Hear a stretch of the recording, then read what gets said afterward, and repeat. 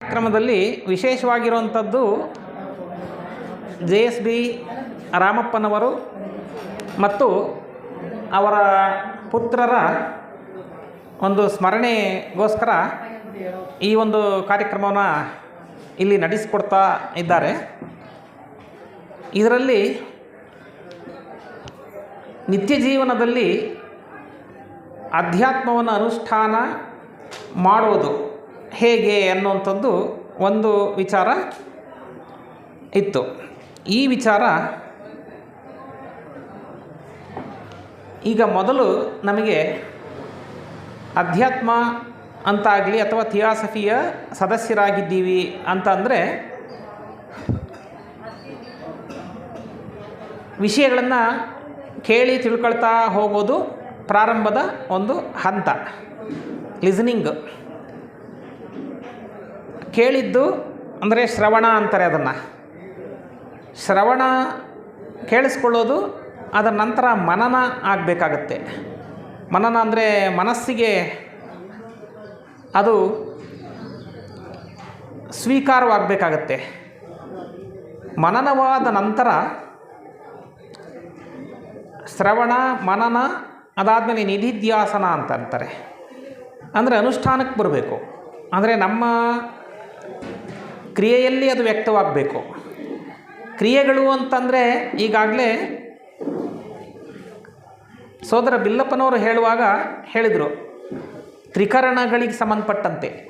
ಅಂದರೆ ಕಾಯ, ವಾಚ, ಮನಸ ಅಂತೀವಿ. ಅಂದರೆ ಶರೀರದಿಂದ ಮಾಡುವ ಕ್ರಿಯೆಗಳು, ಮಾತಿನಿಂದ ಮಾಡುವಂಥದ್ದು ಅದು ಕೂಡ ಕ್ರಿಯೆಗಳು. ಕಾಯ, ವಾಚ, ಮನಸ, ಮನಸ್ಸಿನಲ್ಲಿ ಆಲೋಚನೆ ಮಾಡ್ತೀವಲ್ಲ ಅದು ಕೂಡ ಕ್ರಿಯೆ. ಇವೆಲ್ಲದರಿಂದಲೂ ಒಂದು ಸೃಷ್ಟಿ ಉಂಟಾಗತ್ತೆ, ಒಂದು ಸಂಕಲ್ಪಗಳು ಉತ್ಪತ್ತಿ ಆಗ್ತವೆ. ಅಂದರೆ ಒಂದು ಸರಳವಾಗಿ ಹೇಳ್ಬೇಕಂದ್ರೆ ಕರ್ಮ ಅಂತೀವಲ್ಲ, ಕರ್ಮ ಉತ್ಪತ್ತಿ ಆಗುತ್ತೆ. ಯಾವ್ಯಾವುದರಿಂದ? ತ್ರಿಕರಣಗಳಿಂದ. ಅದನ್ನು ಮನನ ಮಾಡಿಕೊಂಡು ಜೀವನದಲ್ಲಿ ಅಧ್ಯಾತ್ಮವನ್ನು ಅನುಷ್ಠಾನ ಮಾಡೋ ಸಮಯದಲ್ಲಿ ಉಪಯೋಗ ಆಗಬೇಕು. ಇಲ್ಲಿ ನಾವು ಏನು ತಿಳ್ಕೊಳ್ತೀವೋ ಅದು. ಆದರೆ ಚಾಲೆಂಜ್ ಇರುತ್ತೆ. ಮೊದಲು ಮನೆಯಲ್ಲಿ ಅದು ಅನುಷ್ಠಾನ ಆಗಬೇಕು.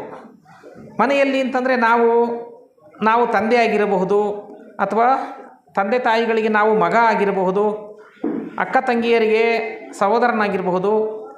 ಆ ಸಂಬಂಧಗಳು ಅಂತ ಏನಿದ್ದಾವೆ ಅಲ್ಲಿ ಅನುಷ್ಠಾನಕ್ಕೆ ಬರಬೇಕಾಗತ್ತೆ ಮೊದಲು. ಅಂದರೆ ನಾವೇನಾದರೂ ಒಂದು ಅಧ್ಯಾತ್ಮವನ್ನು ಒಂದು ಸಂಸ್ಥೆಯನ್ನು ಪ್ರವೇಶ ಮಾಡಿದ್ದೀವಿ, ಅಲ್ಲಿಗೆ ಹೋಗ್ತಾ ಬರ್ತಾ ಇದ್ದೀವಿ ಅಂದರೆ ನಮ್ಮ ನಡೆನುಡಿಯನ್ನು ಗಮನಿಸ್ತಾರೆ ಎಲ್ಲರೂ. ಮೊದಲು ಮನೆಯಲ್ಲಿ ನಮ್ಮ ಸ್ವಭಾವದಲ್ಲಿ ಏನಾದರೂ ಇಂಪ್ರೂವ್ಮೆಂಟ್ ಆಗಿದೆಯಾ ಇಲ್ವಾ ಅನ್ನೋದು ಅಲ್ಲಿ ಪರೀಕ್ಷೆಗೆ ಉಂಟಾಗೋದು ಮನೆಯಲ್ಲಿ. ಇಲ್ಲದೇ ಇದ್ದರೆ ಏನಾಗುತ್ತೆ ಅಂದರೆ, ಮನೆಯಲ್ಲಿ ಮಕ್ಕಳು ಮಾತನಾಡ್ತಾರೆ, ಥಿಯಾಸಫಿ ಅದೇನೋ ಥಿಯಾಸಫಿ ಅಂತ ಹೋಗ್ತಾರೆ, ಮತ್ತು ಹಿಂಗೆಲ್ಲ ಮಾಡ್ತಾರೆ, ಹಿಂಗೆಲ್ಲ ಮಾತಾಡ್ತಾರೆ ಅಂತ ಮನೆಯಲ್ಲಿ ಅಲ್ಲಿ ಹೇಳ್ತಾರೆ. ಅವ್ರ ಹತ್ರ ಗುಡ್ ಹಾಕ್ಸ್ಕೋಬೇಕು ಅಂತ ಅಲ್ಲ, ಆದರೆ ನಿಜವಾಗಿ ನಾವು ಅನುಷ್ಠಾನ ಮಾಡೋದಾದರೆ ಮನೆಯೇ ಮೊದಲು ಪರೀಕ್ಷೆ ನಮಗೆಲ್ಲ. ಆಮೇಲೆ ನೆರೆಹೊರೆ, ಸಮಾಜ. ಅಲ್ಲಿ ನಮ್ಮ ಅನುಷ್ಠಾನ ಹೇಗಾಗಿದೆ ಅಂತ ನೋಡ್ಕೊಳ್ಳೋದು ಅವಶ್ಯಕ. ಆದರೆ ಚಾಲೆಂಜಸ್ ಅಂತ ಹೇಳಿದೆ ನಾನು. ಏನು ಚಾಲೆಂಜ್ ಹಂಗಾದರೆ ನಮಗೆ ಅನುಷ್ಠಾನ ಮಾಡೋದಕ್ಕೆ ಅಂತಂದರೆ, ಮನೆಯಲ್ಲಿರುವಂಥ ಮನೆಯ ಸದಸ್ಯರು ಬೇರೆ ಬೇರೆ ಸ್ವಭಾವದವರಾಗಿರ್ತಾರೆ. ಅಲ್ಲಿ ಎಲ್ಲರಿಗೂ ಹೊಂದಾಣಿಕೆಯಾಗಿ ಹೋಗಲಿಕ್ಕೆ ಸಾಧ್ಯವಾ ಅನ್ನೋದನ್ನು ನೋಡ್ಬೇಕು ನಾವು. ಆದರೆ ಅದು ಕಷ್ಟ. ಯಾಕೆ ಕಷ್ಟ ಆಗಿದೆ ನಮಗೆಲ್ಲ ಅಂದರೆ, ಅದರ ಜ್ಞಾನ ನಮಗಿಲ್ದಲೇ ಇರೋದರಿಂದ. ಅಂದರೆ ಅನುಷ್ಠಾನ ಮಾಡೋದಕ್ಕೆ ಪ್ರಮುಖವಾಗಿ ನಮಗೆ ಥಿಯಾಸಫಿಯ ಸಾಹಿತ್ಯದಲ್ಲಿ ಬೇರೆ ಬೇರೆ ಕೆಲವು ಬಹಳ ಅಮೂಲ್ಯವಾದ ವಿಚಾರಗಳಿದ್ದಾವೆ, ಗ್ರಂಥಗಳಿದ್ದಾವೆ. ಅದರಲ್ಲಿ ಈಗ ಕರ್ಮ ಸಿದ್ಧಾಂತ, ಈಗ ಕರ್ಮ ಅನ್ನೋಂಥ ಒಂದು ವಿಷಯವನ್ನು ಅಧ್ಯಯನ ಮಾಡಿ ತಿಳ್ಕೋಬೇಕು, ಪುನರ್ಜನ್ಮ ಅನ್ನೋದನ್ನು ತಿಳ್ಕೋಬೇಕು, ವಿಕಾಸದ ನಿಯಮ ಅಂತ ಇರುತ್ತೆ ಅದನ್ನು ತಿಳ್ಕೋಬೇಕು. ಅದರಲ್ಲಿ ಇನ್ನೂ ಮುಖ್ಯವಾಗಿ ಈ ಮನುಷ್ಯನ 7 ಸ್ವಭಾವಗಳು ಅನ್ನೋದೊಂದಿದೆ, ಒಂದು ಗ್ರಂಥ ಇದೆ, ದ 7 ಹ್ಯೂಮನ್ ಟೆಂಪರಮೆಂಟ್ಸ್ ಅಂತ. ಇನ್ನೊಬ್ಬರು ಬರೆದಿರುವಂಥದ್ದು ದ 7 ರೇಸ್ ಅಂತ ಇದೆ. ಎರಡರಲ್ಲೂ ವಿಷಯ ಸೇಮ್ ಇದೆ, ಆದರೆ ಸ್ವಲ್ಪ ವಿವರವಾಗಿ ಡಿಟೈಲಾಗಿ ಎರಡನ್ನೂ ಓದಿದಾಗ ನಮಗೆ ಗೊತ್ತಾಗುತ್ತೆ. ಅದನ್ನು ನಾವು ಅನುಷ್ಠಾನ ಮಾಡೋದಕ್ಕೆ ಒಂದಿಷ್ಟು ಬ್ರೀಫ್ ಆಗಿ ಮಾತ್ರ ನಿಮ್ಮ ಮುಂದೆ ಇಡಬೇಕಂತ ಅಂದ್ಕೊಂಡಿದ್ದೀನಿ. ಸುಲಭವಾಗಿ ನಾವು ತಿಳ್ಕೊಳ್ಳೋದಾದರೆ 7 ಯಾವ್ಯಾವುದು ಸ್ವಭಾವಗಳು, ವಿಭಿನ್ನವಾದ ಸ್ವಭಾವಗಳು ಅಂದರೆ ಇಚ್ಛಾ, ಜ್ಞಾನ, ಕ್ರಿಯಾ, ಸಮರಸತೆ 4ನೇದು, ಆಮೇಲೆ 5ನೇದು ನಿಖರ ಜ್ಞಾನ ಅಂತ, 6ನೇದು ಭಕ್ತಿ ಮತ್ತು ಆದರ್ಶವಾದ, 7ನೇದು ವಿಧಿವಿಧಾನಗಳು, ಕ್ರಮ ಅನ್ನುವಂಥದ್ದು.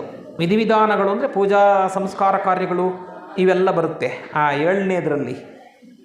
ಸೊ ಈ 7 ರೀತಿಯ ವಿಭಿನ್ನ ರೀತಿಯ ಸ್ವಭಾವವುಳ್ಳ ಜನ ಮನೆಯಲ್ಲೂ ಇರಬಹುದು, ಮನೆಯ ಸದಸ್ಯರುಗಳು ನಮ್ಮ ಸುತ್ತಲಿನ ಸಮಾಜದಲ್ಲಿ ಇರಲೇಬೇಕು.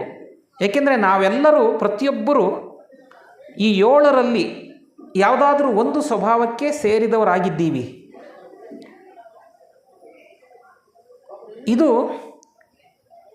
ಒಂದು ಮಾತ್ರ ಅಂತಲ್ಲ, ಯಾವುದೋ ಒಂದಕ್ಕೆ ಸೇರಿಬಿಟ್ಟಿದ್ದೀವಿ ಅಂತಲ್ಲ, ಒಂದು 2-3 ಇದರಲ್ಲಿ ಈ 7ರಲ್ಲಿ ನಮ್ಮಲ್ಲಿ ಸ್ವಲ್ಪ ಆ್ಯಕ್ಟಿವೇಶನ್ ಅಂದರೆ ನಮ್ಮಲ್ಲಿ ಕೆಲಸ ಮಾಡ್ತಾ ಇರ್ತವೆ. 2-3 ಯಾಕೆ ಅಂತಂದರೆ ಸ್ಥೂಲ ಶರೀರಕ್ಕೆ ಸಂಬಂಧಪಟ್ಟಂತೆ ಒಂದು ಈ 7ರಲ್ಲಿ ಯಾವುದಾದ್ರೂ ಒಂದು ವ್ಯಕ್ತವಾಗ್ತಾ ಇರುತ್ತೆ, ಕೆಲಸ ಮಾಡ್ತಾ ಇರುತ್ತೆ, ಅಂದರೆ ಕಂಡು ಬರ್ತಾ ಇರುತ್ತೆ. ಕಾಮದೇಹ ಅಂತ ಅಂತೀವಿ ನಾವು, ಅಂದರೆ ಭಾವನೆಗಳು, ಅದು ಈ 7ರಲ್ಲಿ ಯಾವುದೋ ಒಂದು ರೇಖೆಗೆ ಸೇರಿರುತ್ತೆ ನಮ್ಮ ಸ್ವಭಾವ. ಹಾಗೆಯೇ ಮನಸ್ಸು ಅನ್ನೋದು ಕೂಡ ಇನ್ನೊಂದು ರೇಖೆಗೆ ಸೇರಿರುತ್ತೆ. ಈ ಥರ ಕನಿಷ್ಠ ಅಂದರೆ ಒಂದು 3 ರೇಖೆಗಳಿಗೆ ನಾವು ಸೇರಿರ್ತೀವಿ. ಅದರಲ್ಲಿ ಒಂದು ಮಾತ್ರ ಪ್ರಧಾನವಾಗಿರುತ್ತೆ, ಹೆಚ್ಚಾಗಿ ಜಾಸ್ತಿ ವ್ಯಕ್ತವಾಗಿರುವಂಥದ್ದು ನಮ್ಮ ಸ್ವಭಾವ. ಅದನ್ನೇ ಈಗ ಹೆಸರುಗಳನ್ನು ಕೊಟ್ಟಿದ್ದು. ಅದನ್ನು ಇಚ್ಛಾ, ಜ್ಞಾನ, ಕ್ರಿಯಾ ಅಂತ ಅಂದ್ವಿ. ಅಂದರೆ ಇಚ್ಛಾಶಕ್ತಿ ಪ್ರಧಾನವಾಗಿರುವಂಥದ್ದು ಕೆಲವರು ಇರ್ತಾರೆ, ಮನೆಯಲ್ಲಿರಬಹುದು, ಸಮಾಜದಲ್ಲಿ ಇರಬಹುದು. ಆಮೇಲೆ ಜ್ಞಾನ ಮತ್ತು ಪ್ರೇಮ ಇರುವಂಥವರು 2ನೇವರು ಇರ್ತಾರೆ.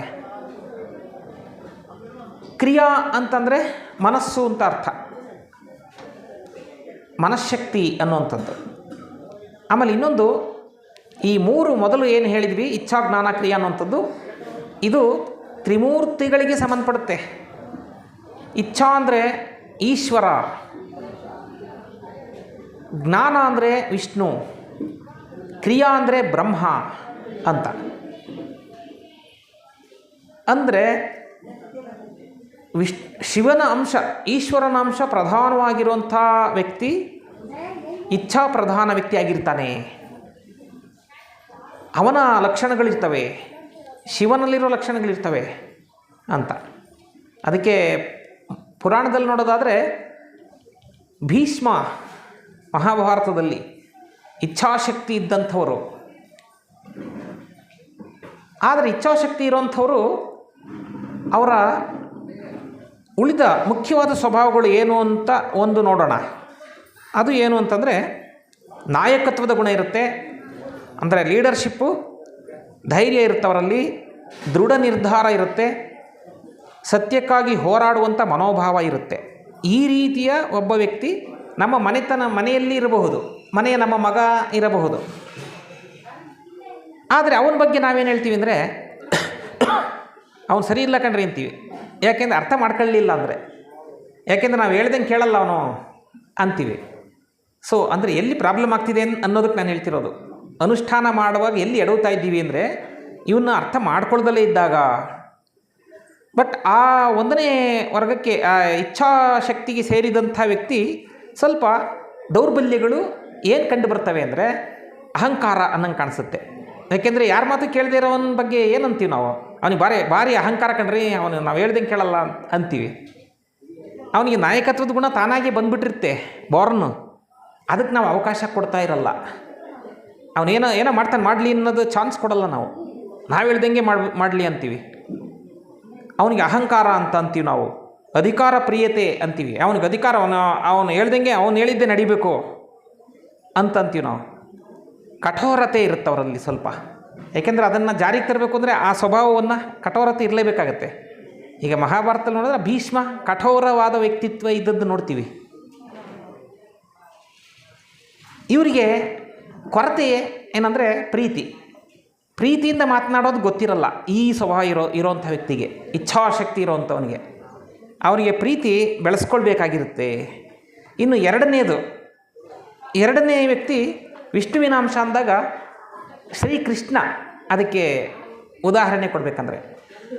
ಮತ್ತು ಬುದ್ಧರು ಅಂದರೆ ಇವ್ರದ್ದು ಏನು ಗುಣ ಅಂತಂದರೆ ಕರುಣಾಮಯರಾಗಿರ್ತಾರೆ. ಇವರು ಸಹಿಷ್ಣುಗಳಾಗಿರ್ತಾರೆ, ಅಂದರೆ ಸಹಿಸ್ಕೊಂಡು ಹೋಗೋ ಗುಣ ಇರ್ತವರಲ್ಲಿ.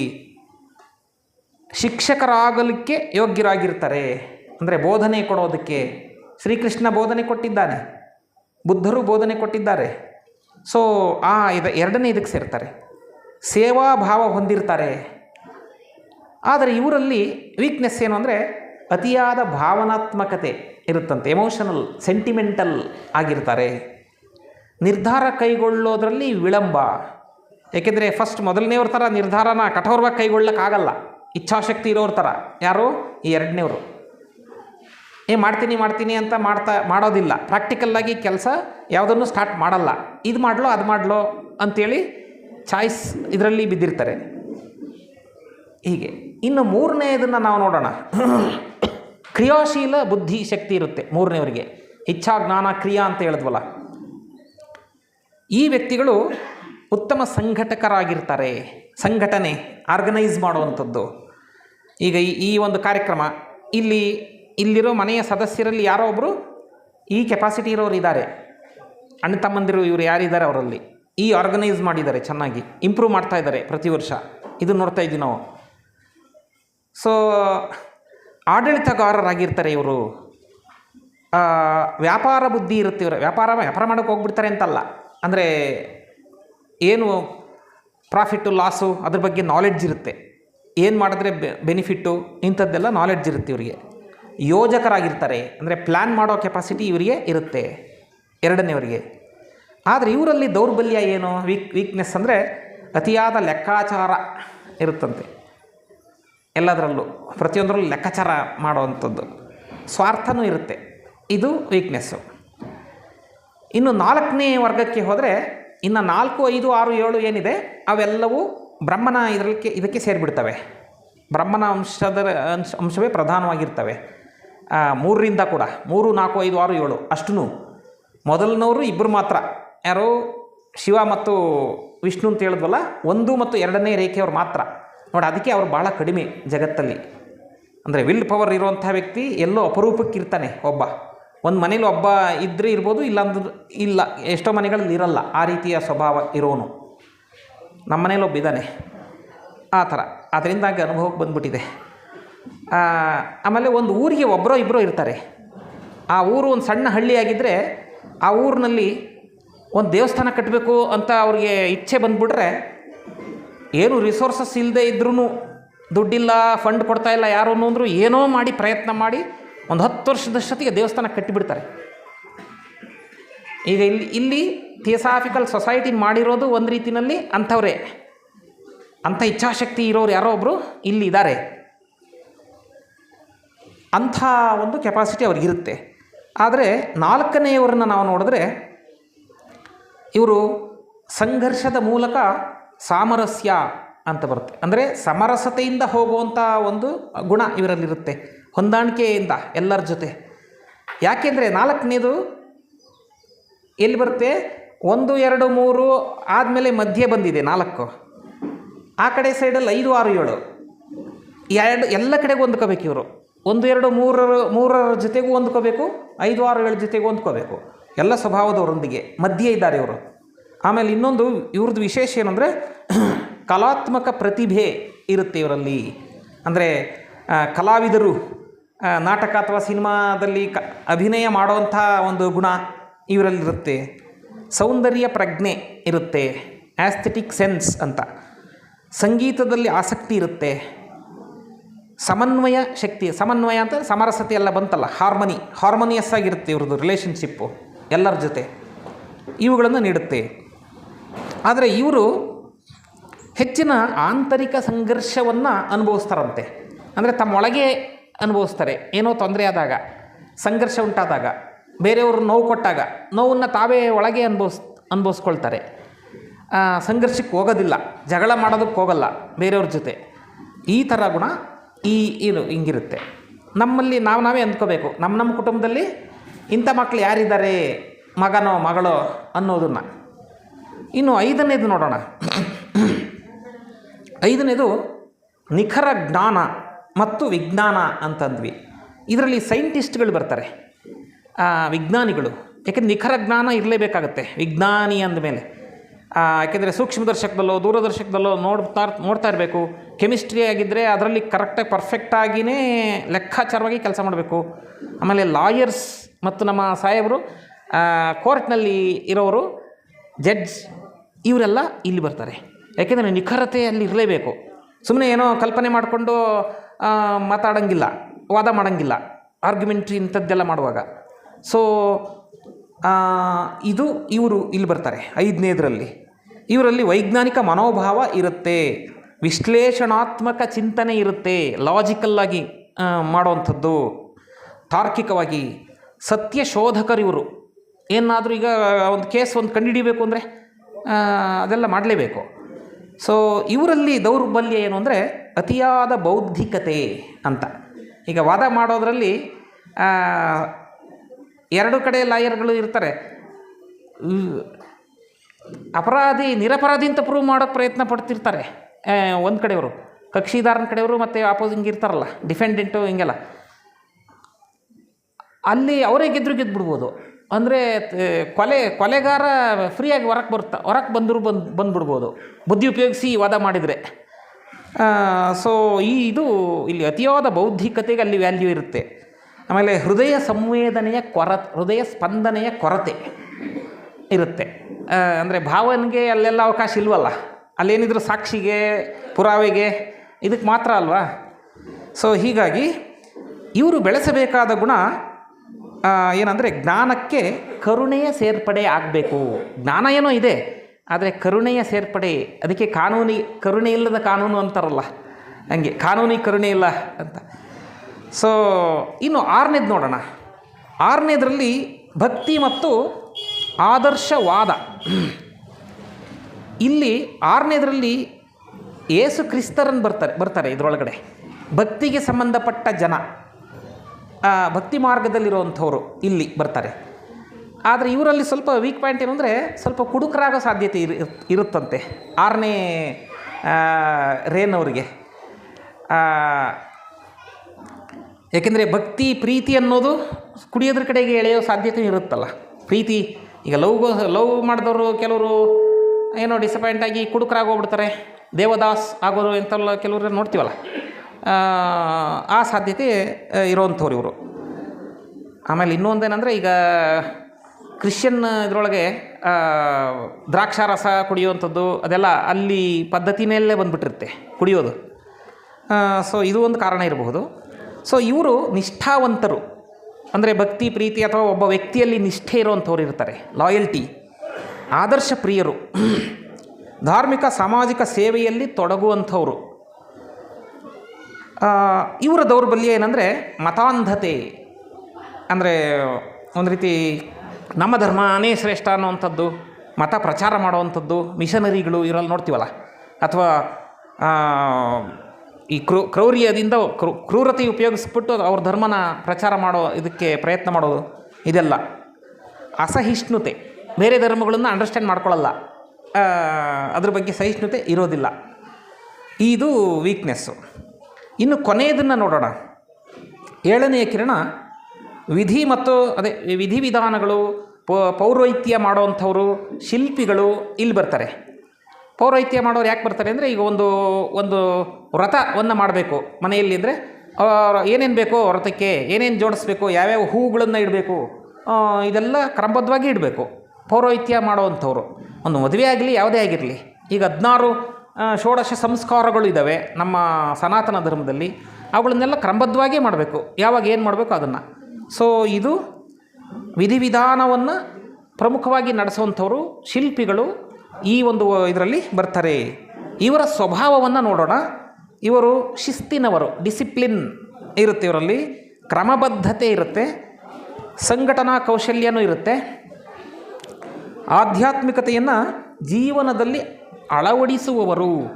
ಅಂದರೆ ಒಂದು ಶಿಲ್ಪಿ ಒಂದು ಮೂರ್ತಿಯನ್ನು ಕೆತ್ತಾನೆ ಅಂದರೆ ಆ ಭಕ್ತಿ ಅದನ್ನೆಲ್ಲ ಒಂಥರ ರಿಯಲೈಸ್ ಮಾಡ್ದಂಗೆ, ಅದು ಅಂದರೆ ಘನೀಕೃತಗೊಳಿಸ್ದಂಗಲ್ವ, ಅದು ಸಾಲಿಡಿಫೈ ಮಾಡ್ದಂಗೆ ಮನಸ್ಸಿನ ಭಕ್ತಿಯನ್ನು ಒಂದು ಮೂರ್ತಿಯನ್ನು ಕಡಿಯೋದ್ರ ಮೂಲಕ ಹೊರ ಜಗತ್ತಿಗೆ ಕಾಣಂಗೆ ಮಾಡ್ತಾನೆ, ಕಾಣಿಸೋ ರೀತಿ ಮಾಡ್ತಾನೆ.